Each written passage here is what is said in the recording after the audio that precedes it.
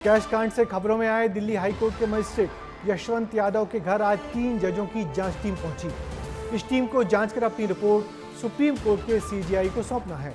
इस मामले में जितनी बार फायर एजेंसी के बयान बदले गए हैं, उससे इस मामले में नकदी से उठा धुआं गहरा हो गया है।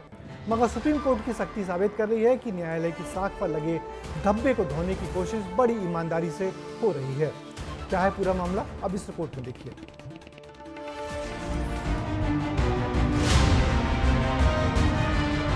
4-5 दिन पहले यहाँ सफाई कर रहे थे, वो ढेर उठा रहे थे कूड़े का, तो उसमें जला हुआ कुछ सामान था, उसमें 500 के नोट थे जले हुए, तो छोटे छोटे टुकड़े थे।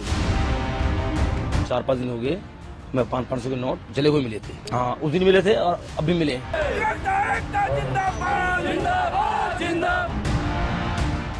एक तरफ ये कचरे का ढेर है जिसमें आज भी 500 के नोट के जले हुए टुकड़े मिलते हैं। सफाई कर्मियों का बयान है जो कह रहे हैं कि ये टुकड़े जस्टिस वर्मा के घर से मिले, लेकिन जस्टिस वर्मा हैं जो कह रहे हैं कि स्टोर रूम में मिले कैश का उनसे कोई सरोकार नहीं है। इस मामले में न्यायपालिका से लोगों का भरोसा ना टूटे, इसके लिए खुद सुप्रीम कोर्ट ने बिना देर किए मोर्चा संभाल लिया है। आगे आते हुए यशवंत वर्मा के घर मिले नोटों के ढेर का यही वीडियो जारी किया और बिना देर किए जांच शुरू कर दी। दिल्ली हाई कोर्ट के जज के खिलाफ जांच के लिए सुप्रीम कोर्ट ने 3 जजों की कमेटी बनाई है, जिसमें पंजाब और हरियाणा हाई कोर्ट के सीजे, हिमाचल हाई कोर्ट के सीजे और कर्नाटक हाई कोर्ट के सीजे मिलकर जांच कर रहे हैं। तीनों जजों की कमेटी करीब 45 मिनट तक यशवंत वर्मा के घर रुकी, उस कमरे में पहुंची जहां आग लगी थी। सीजीआई द्वारा बनाई गई इस कमेटी से पहले भी दिल्ली हाई कोर्ट के chief justice Devendra Kumar cash कांड वाले कमरे की जांच कर चुके हैं।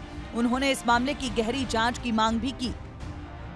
एक व्यक्ति चाहे किसी भी वर्ग के हो, चाहे वो राजनीति में हो, किसी व्यवस्था में काम करते हो या कानूनी प्रक्रिया में काम करते हो, उनकी वजह से पूरे सिस्टम को बदनाम नहीं करना चाहिए। उसके लिए ये बहुत जरूरी भी है और इसकी आवश्यकता भी है कि सत्य जल्द से जल्द आए। उसके बाद जो भी परिणाम होने हैं और अगले कदम होने चाहिए वो भी तुरंत होने चाहिए। इधर सुप्रीम कोर्ट कॉलेजियम ने जस्टिस वर्मा को इलाहाबाद हाई कोर्ट वापस ट्रांसफर करने की सिफारिश का प्रस्ताव जारी कर दिया है, जिसके खिलाफ इलाहाबाद बार एसोसिएशन के वकीलों ने प्रदर्शन किया और जस्टिस वर्मा गो बैक के नारे लगाते हुए हड़ताल पर बैठ गए हैं।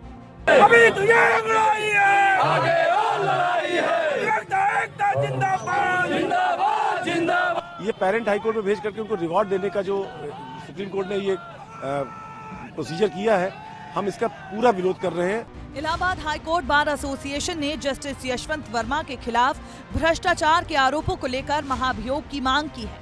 बार एसोसिएशन की प्रमुख मांग ये भी है कि जस्टिस वर्मा के खिलाफ सीबीआई और ईडी को मामला दर्ज करने की अनुमति दी जाए।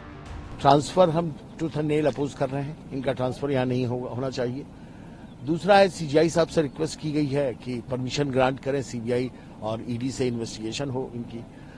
तीसरा है कि इनके सारे जजमेंट्स की स्क्रूटनी की जाए, इनके टेन्योर में जो भी जजमेंट्स दिए गए हैं, जिससे कि पब्लिक कॉन्फिडेंस दोबारा रीगेन हो सके, एक ऐसा सिग्नल जाए जनता में, जनता का विश्वास न्यायालय पे और बढ़े। अंकल जज सिंड्रोम के खिलाफ भी आवाज उठाई हम लोगों ने कि जो जजेस यहाँ पर हैं और यदि उनके परिवार का कोई यहाँ प्रैक्टिस करता है तो दे शुड बी ट्रांसफर्ड। दरअसल किसी जस्टिस को उसके पद से हटाना हो तो इसके लिए महाभियोग प्रक्रिया अपनाई जाती है, लेकिन ये इतनी जटिल है कि पहले भी कई मामलों में जजों पर महाभियोग लगाया गया, लेकिन कोई नतीजा नहीं निकला। आजाद भारत के इतिहास में अभी तक किसी भी जज के खिलाफ महाभियोग के जरिए उसे पद से हटाया नहीं जा सका है। इसके पहले सिक्किम के जज रहे जस्टिस पीडी दिनाकरण और कोलकाता हाई कोर्ट के जज रहे जस्टिस सौमित्र सेन के खिलाफ भ्रष्टाचार के मामले में महाभियोग की तैयारी हुई, लेकिन उसके पहले ही उन्होंने इस्तीफा देकर खुद का बचाव कर लिया। अब देखना है कि जस्टिस वर्मा के मामले में जिस तरह से महाभियोग की मांग उठ रही है उसका क्या अंजाम होने वाला है। कैमरा पर्सन मोनू कुमार के साथ अमृत तिवारी, विस्तार न्यूज, दिल्ली। आमतौर पर न्याय प्रक्रिया में जज का स्थान हमेशा से सर्वोच्च होता है, इसलिए जज को हटाने की महाभियोग की प्रक्रिया बहुत पेचीदा और बहुत लंबी होती है।